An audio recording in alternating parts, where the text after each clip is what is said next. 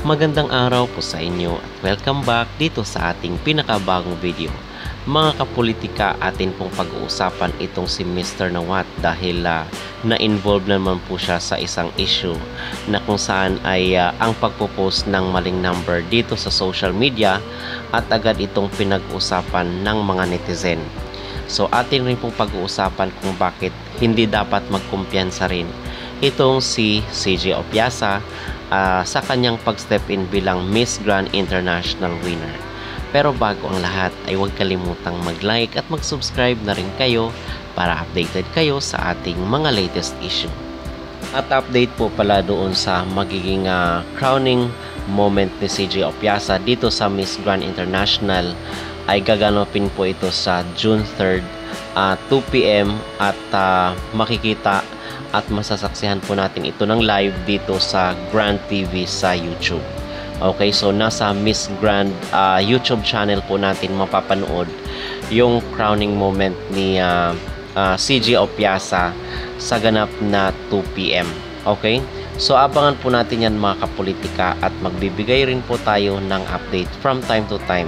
Samantala ay atin pong pag-uusapan itong nagkamali kasi mga kapolitika itong si Mr. Nawat ng pagpo-post ng number dito sa kanyang social media account na kung saan ay instead na yung dapat niyang i-post ay kay Miss Rachel dahil hindi mga maganda ang saloobin ng organization ngayon dito kay Rachel Gupta.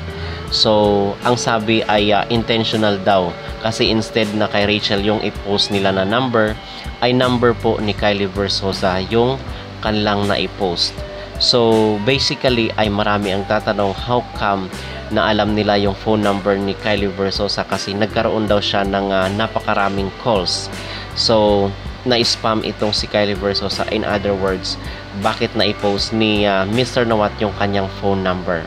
So inulan at talagang marami ang nag-react dito sa social media na ang sabi ay baka intentional daw itong pagpo-post ng number and then baka ginagamit na naman daw ang Pinoy for publicity. Okay, kasi alam naman natin na itong si Kylie Versosa ay Miss International 2016 na kung saan ay kinurunahan siya doon sa Japan.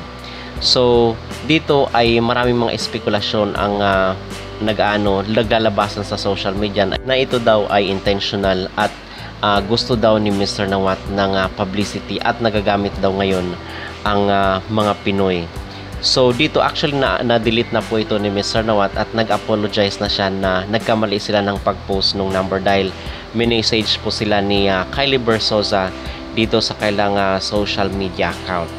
So dito ay masasabi natin mga kapolitika na si CJ Opiasa ay hindi dapat fully trust dito sa sa Miss Grand International after what happened dito kay Rachel Gupta ng India.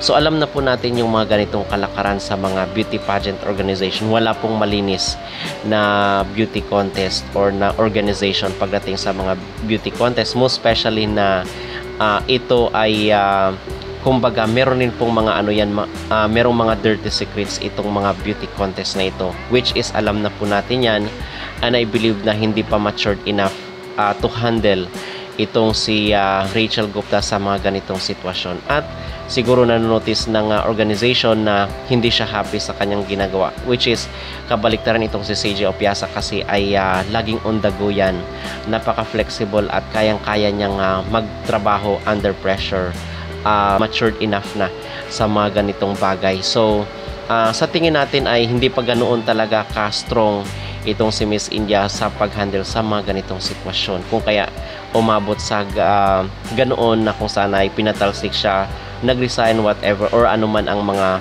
reason kung bakit nawala siya dito sa Miss Grand International. Okay? So yung maipapayo natin mga kapolitika or yung maisuggest natin, pero alam naman po natin na si CJ Opiasa ay napakatalino at sabi nga ng Miss Grand dati, diba, si CJ daw ay isang expert.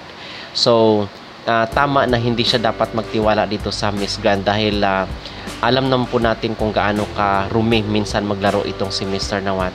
Sabi pa nga ng netizen dito sa isa sa mga comment, so meron kasing mga nagtanong dito kung bakit pinost ni Nawat yung phone number ni Kylie Versosa, which ang sabi ng iba, especially yung mga Vietnamese, ay hindi daw yun coincidence kundi intentional Sabi dito, because she hosted Miss Cosmo. This old man deliberately let the public attack her over the phone. This was intentional.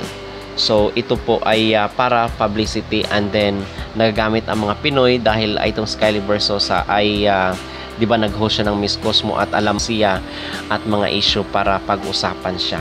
Okay, so ganun na po. Ito kasi ang talagang gusto ni Mr. Nawat, yung lagi siyang napag-uusapan, at magaling po itong sinawat sa mga ganitong gawain. Okay? So yun mga kapolitika, at ang ating update dito kay CJ Opiasa sa kanyang coronation, at yung ano ba yung ipapayo natin kay CJ ngayon na mag-step in na siya dito sa Miss Grand International. Okay? Kayo po ba ay agree mga kapolitika na dapat hindi ibigay ni CJ Opiasa yung buong pagtitiwala niya, at yung huwag siya dapat magkumpiyansa dito sa Miss Grand International? Kayo po ba ay agree? So tingin nyo ba ay intentional or coincidence lang na naipost ni Nawat ang number ni Kylie Versosa? Mag-comment down below at huwag kalimutang mag-like at mag-subscribe na rin kayo para updated kayo sa ating mga latest issue.